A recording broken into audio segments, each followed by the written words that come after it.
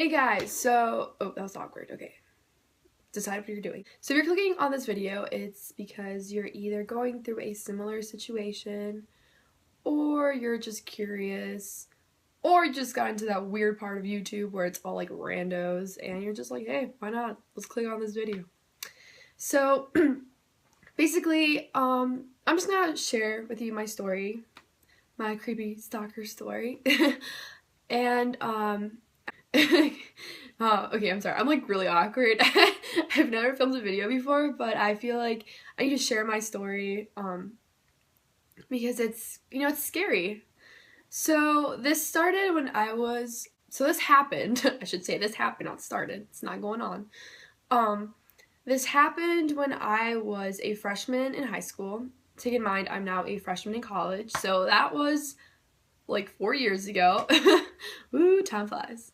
And I was a new kid on the block. I was new to the district, I was new to the neighborhood, new to the suburb. I didn't know anybody from this district or school. It was high school. Absolute zero friends, just no friends.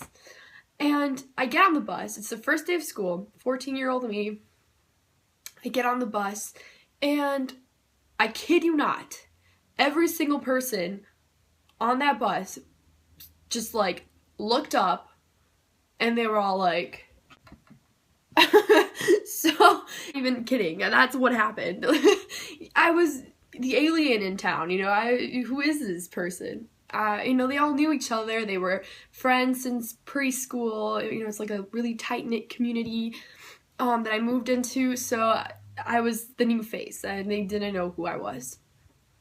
So, so all the seats were taken up. There was like 2 to a seat already, and I see this this loner, this lone wolf, just like sitting there, and I'm like, you know what, I'm gonna increase his wolf pack by 1 more. So I go up to him and I'm like, hi, excuse me, may I please sit with you? And I was really timid, shy, and he takes off his headphone and he's just like, of course you can. So I sat down, Am I screaming? I'm sorry. I'm a really loud talker. Just Latina problems. Okay, I'm gonna lower my voice.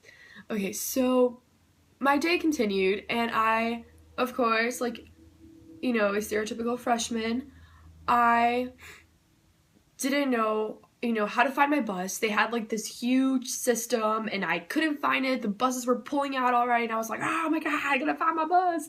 And I finally get onto my bus. I finally find it.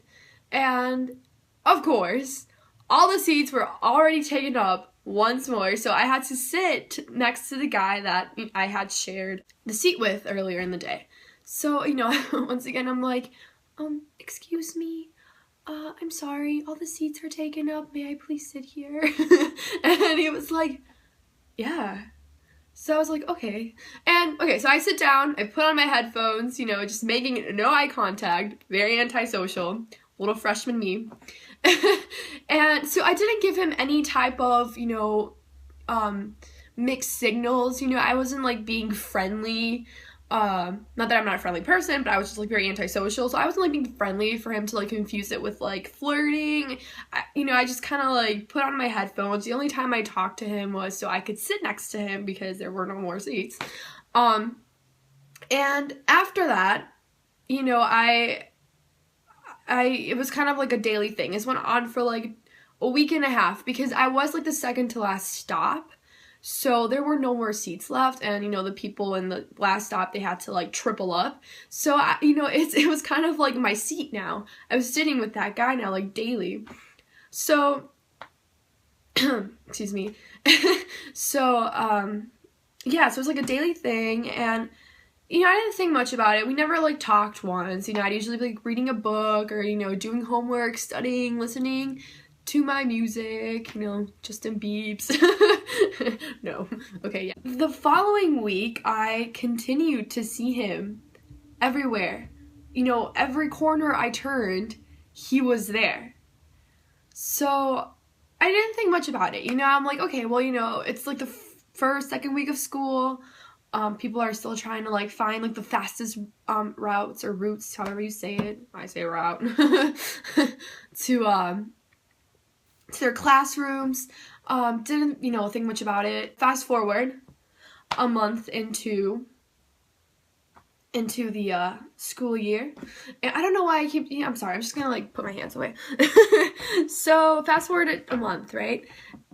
And I started taking different routes because I realized that the routes I was taking, the hallways I was taking to get to the classrooms weren't exactly the fastest ones. I started seeing him again, just everywhere I turned. You know, he was taking that hallway. He was either walking behind me or I just saw him everywhere. So, I joined the drama club afterwards. So I was in theater, and I took the 4 o'clock bus home, which was like the late bus. So I didn't, you know, sit with him anymore after school. I still sat with him in the morning. I exchanged a couple of, oh, good morning, yeah, you know, just small talk, not like, yo, how are you, like, I want to be your friend. And so another girl from that bus, she also started going to drama club. I befriended her and we became friends, and I started sitting with her in the morning. In the morning she would save me a scene, and, you know, I stopped sitting with that guy. Well, this is like a month and a half into the school year, and I started receiving weird messages on Facebook. So I never went on it, and one day I just got a notification on my phone. You know, because I would never go on it, so people really never communicate with me through there. And I got a message on my phone, you know, saying, oh, you're gonna message on Facebook. So I was like, ooh, who could it be? So I click on it, and it was a message, and the guy didn't have a name. Well, he had like a name, but it was weird. He didn't have a profile picture either, and I checked out his profile, and like he had like 3 friends. So I was like, oh, okay, this is weird. And the message was like, you be sexy. Just like the U and then like a B and then sexy without the E, you know, just like very grammatically incorrect. And I was like, oh, okay, well, I didn't reply. I was just like, in my mind, I was like, oh, well, thank you. But I didn't, you know, I was just like, whatever.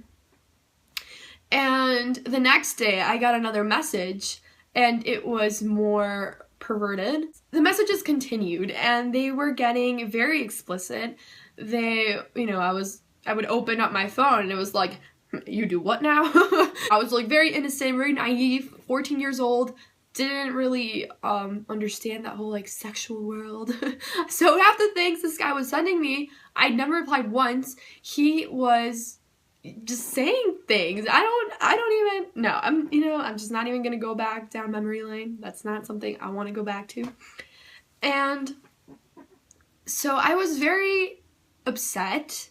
I took it very personally. I was very ashamed to go up to my mom and like tell her what was going on, just because I kind of felt like it was my fault. I mean, even though I didn't dress provocatively, I wasn't, I don't know. I know thinking about it, it wasn't my fault, but the way that what he was calling me and what he was saying just really affected my self-esteem. Like, I started dressing down, you know, didn't wear makeup at all. Like, I didn't want to draw any attention to myself because I was like, oh my goodness, like, I'm causing this. What am I doing? Finally found out how to block someone on Facebook. I don't know why it took me so long, but I finally like blocked him. But I, you know, saved the messages, and I started thinking about like this guy that I sat with, and I don't know if it was him or not. You know, I never got like concrete proof that he was the one sending the messages. After I blocked him on Facebook,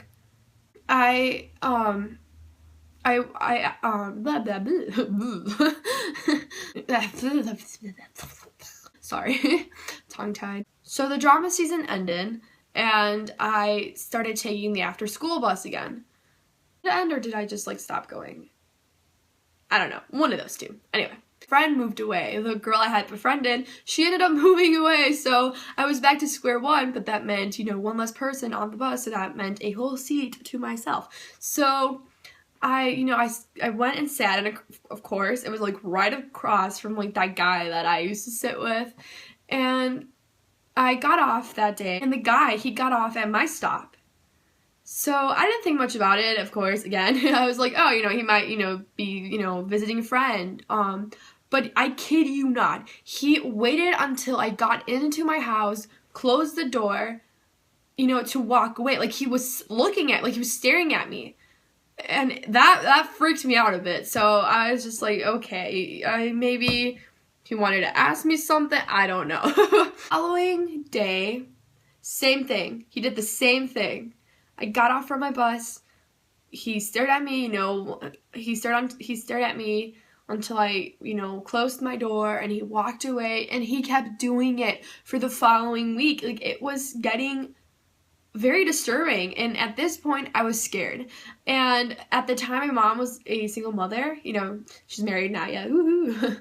But at the time, she was a single mother, and I would be home alone for very long periods of time. She wouldn't come home till like 7, so I would be home alone, and I was like, oh my goodness, like I'm in danger. I was very worried that something might happen. I don't know, like, I was thinking that he wanted to physically harm me at this point. So he did that for like a whole week, and then he stopped, and then I started getting more messages on Facebook from another profile. Same thing, same messages, kind of like being very provocative, being very insulting, calling me very rude names, and the guy was like sexually fantasized. That's something I like to think about. I was very confused. So at this point I was like, okay, like I think it's him. Like, who else would it be? It's like, why are you so obsessed with me? So at this point I was like, okay, I have to tell someone. I don't care who it is, but I have to tell someone because I'm afraid for my life at this point. Like, I was scared. So the following day, I don't know why I waited another day, but got off my bus, and the guy, he gets off the bus, and he just made a beeline to like my door. He started walking really fast, and I was like, ooh. I started shaking. The bus hadn't left yet. At this point, my hands are shaking. I can't open the door. I'm gonna go and get in the bus again. So I like run towards the bus again, and I'm like, oh, excuse me, bus driver, I forgot my lunchbox, just keep driving, And yeah, so I ditched the guy, but I got really freaked out at that point. I was like, yes, he wants to do something. He wants to like physically harm me. So the following day, I go to my dean. I say my dean because like our school, if you were like A through Z, or not Z, A through D, you had the dean, Mr. Bob Smith. So, my dean. So I go up to my dean, and I'm like, excuse me, I have a problem I want to solve. I make an appointment because I had to like make an appointment, and I go up to the dean after he pulled me out of class, and I'm like, excuse me, I'm sorry to bother you, but I have this personal situation going on, and I need you to help me. Now, I'm speaking like that because that's how I was freshman year. Like, I was very soft-spoken, and he was so nice. So I show him the messages, of course. I was very ashamed and embarrassed, and I told him that I did nothing for... I never responded once to these 2 profiles, but they just kept messaging me. And then I told him about the guy in my bus stop and what had been happening. I don't know what happened afterwards. He just told me, okay, like, thank you for telling us, like, that was very smart of you, and that was very brave of you. I know this is a difficult situation to deal with when you're so young. Because I was being sexually harassed at 14 years old. So I don't know what happened. Because the following day, he wasn't on my bus anymore, the guy. I didn't see him at all for the rest of the school year. Actually, for the following 2 years, I didn't see him. He was a grade older than me. So my junior year, I like bumped into him. He was still in the same school, but I guess they like switched him out of my bus. I finally saw him after, such a long time had passed. And I didn't say anything to him. I didn't even want to look at him. I didn't, I never found out if he was the guy that was sending me those messages via Facebook, but he definitely had very strange behavior that scared me, like following me to my house, just those types of things. So, moral of the story is speak up. Speak up, please. Do not, be ashamed of what's going on. It is more common than you think. You're not the only girl or boy who's being harassed, even bullied, being cyberbullied. Just, if you block them and they just keep coming at you, say something, okay? Like, that's not something to be ashamed of. It happens to, I say 90% of us. We've had some sort of strange encounter with like another individual who, didn't like us, wanted to hurt us, or liked us too much. So yes, speak up. Do not remain silent about, this type of situation, especially if it's getting to the degree of someone following to your house. It took me a while to say something, but I'm glad I did. With my high school years, and I have very fond memories. Of course, I have many other crazy stories. But I enjoyed high school. Aside from that experience, I had a very fun time in high school. So don't let one person ruin your experience, for anything, whether you just join the soccer team and there's just one person there who doesn't like you, just take everything with a grain of salt. Just learn to move on. Once you address the problem and you take care of it, move on. It's not something I like to think about so much because it was very scary. But I just decided to share my story with you guys because if you are going through a similar, experience, scared you and affected you emotionally, like it did to me, I want you guys to be confident and once again speak up and move on. So I put up this video after so many years because I was very affected by it emotionally. I really let it get to me, making it my fault. I was like, oh my gosh, like this is my fault. Like I am dressing a certain way. I'm giving off a vibe. I just didn't have anyone to go to. I was very scared and I was ashamed of what was happening, and I didn't have many friends freshman year. Again, I was like the new kid in the block. I was very soft-spoken, so I wasn't very outgoing. So I didn't have many friends, and if I did, they were like close acquaintances at that point, and I didn't feel safe enough to tell them what was happening to me. So if you are going through something like this right now, tell an adult. Go to a trusting teacher, go to your counselor, go to your dean, your principal, I don't know, your grandma, your grandpa, someone that can take action for you. Because I know it's very scary, and a lot of times when we are that young, we don't know how to handle things. You are being introduced to a whole new world. High school was a huge transition phase for me. I was a late bloomer.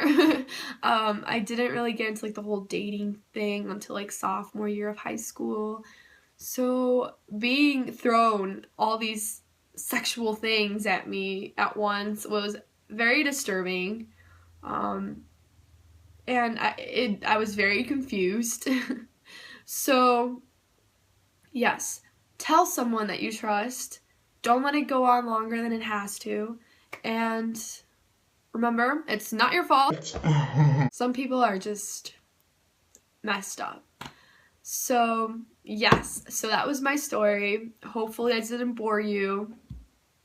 And yes, have a wonderful day. If you have any questions, you can comment on this video, or I could make another video, addressing those questions. I guess we're now in this like trusting relationship, you and I. So yeah, any questions, just comment below. Like this video if you guys want me to talk about another crazy experience and how I got through it. Just, yeah. And hopefully in the next video I won't be as tongue-tied.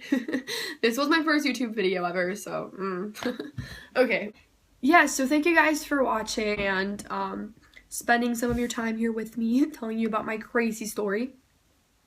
And I hope that it helps at least one of you. Remember guys, speak up. Bye.